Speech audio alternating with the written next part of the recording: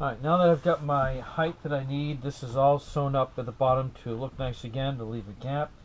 The next step, cutting this section a little bit wider, and I'll be doing the same thing on this. I'll pre-sew this just to keep everything in line, and then do the final sewing and attach it to the back of this section here. Alright, so this is going to be part of my back curtain area display. I have walls set up between the kitchen that separate the kitchen and the bedroom from the back area where the electrical closet's going to be, cat litter box, things like that. For purposes of heating and cooling, I want to be able to partition the area off, and I decided rather than having a door that would open and close, it'd be easier to have a curtain set up. Now, in my previous curtains you saw, I did have sort of blackout curtains that were very, very lightweight, and that's all that was needed in the kitchen area because I wanted something that would open and close easier. I do have these that were designed for houses to try and keep some of the heat out in the summertime, so they're a little bit heavier duty. I've measured the area and I've cut the bottom section off. What I need to do now is a couple things, is to sew up on the bottom so I can leave a gap. That will be for any return airflow if I need it for heat. And then I'm going to cut what I need out for this to make it look a little nicer, and this is what will be facing the living area. Alright, so you can see from the previous short video, I started to place this piece with the white side up over this and putting the common pins to hold it in place.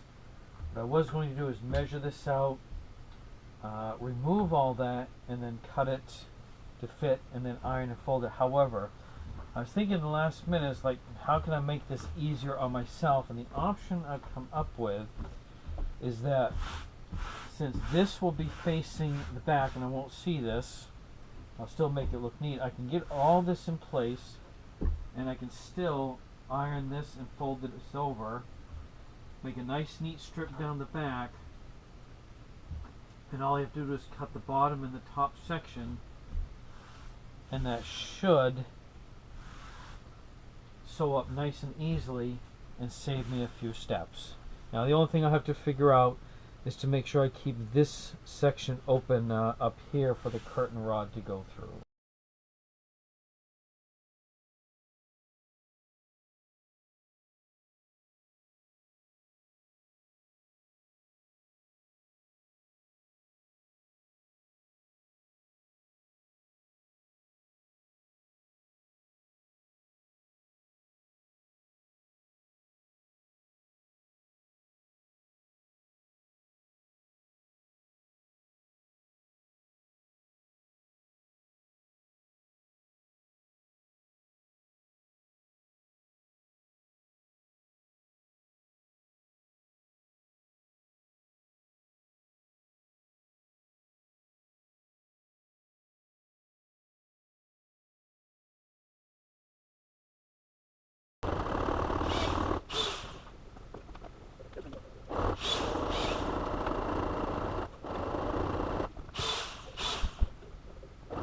Let me show you the next step I'm working on for putting the front piece on.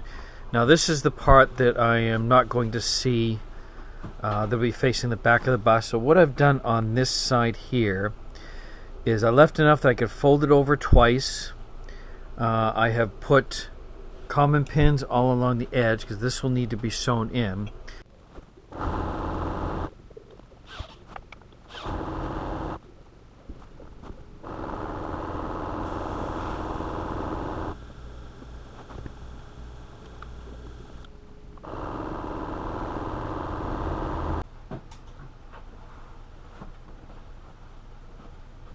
Alright, so this will be my curtain to help maintain a little bit of temperature control in the back of the bus. It'll be short enough that if I need any return air underneath, that'll work fine. And this is the back, the heavier duty stuff.